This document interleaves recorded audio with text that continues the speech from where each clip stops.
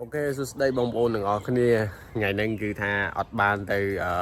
lên gruôi đây nè bông ôn hay cái nhung trong nó bông ôn mà mơ gruôi để dừng đặt bán hay bị ban bầm ăn cả ba thôi bên xa thì bộ ca nghiệp về ọt ban từ lên tê chẳng dừng phải dây chừng xâm rạp bị ngày đây trong ngày tình đế ngày để xâm rạp trong dừng từ tỏ bông ôn nữa kia nhưng từ mơ gruôi tới với banประมาณក្បាលហើយរយៈពេលដែលយើងលេងកន្លងមកតោះហើយទៅមើលថាគ្រួចស្រែការរស់នៅរបស់វាយ៉ាងម៉េចអីយ៉ាងម៉េចទេណាតោះអូខេនេះបងប្អូនទាំងអស់គ្នាណាគ្រួចមើលអូកែអានេះខ្ញុំដាក់អង្គឲ្យវាស៊ីចិត្តអស់ហើយទឹកផឹកចិត្តអស់ដែរ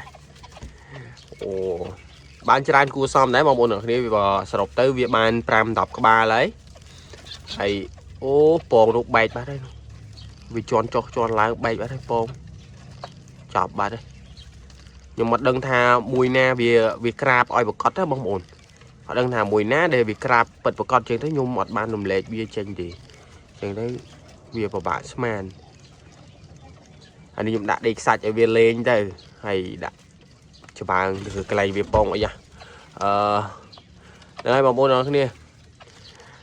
អ្នកដែលចូលចិត្តគ្រួចចឹងចិត្តលេងគ្រួចចូលចិត្តយករបស់ព្រៃមកដាក់ចិញ្ចឹមកំសាន្តអារម្មណ៍អីហ្នឹងហើយគឺត្រូវម៉ាច់ទៅមកដូចខ្ញុំអីជាដើមមួយយ៉ាងនេះការលើកមុនខ្ញុំដាក់មកហូបទេតែឥឡូវគឺមានអារម្មណ៍ថាចង់ចំវាចឹងយើងយកមកយើងកាត់ស្លាបកាត់អីវាចឹងទៅហើយដាក់ចឹងមិននៅបើអត់កាត់ស្លាបទេគឺថាចាប់អត់ឈ្នះទេពងគ្រួចនេះគ្រួចព្រៃដូចគ្រួចជ្រុកទេបងប្អូនគឺលឿនណាស់បើថាវារត់ក៏ដេញចាប់វាអត់ចង់ឈ្នះដែរហ្នឹងហើយបងប្អូនអរគ្នាដែលជួយចិត្តចាំគ្រួចណាឬក៏ជួយចិត្តដាក់គ្រួចអរគុណច្រើនកុំភ្លេចជួយ Subscribe អ្នកមួយផងបងប្អូននៅក្នុង YouTube អរគុណ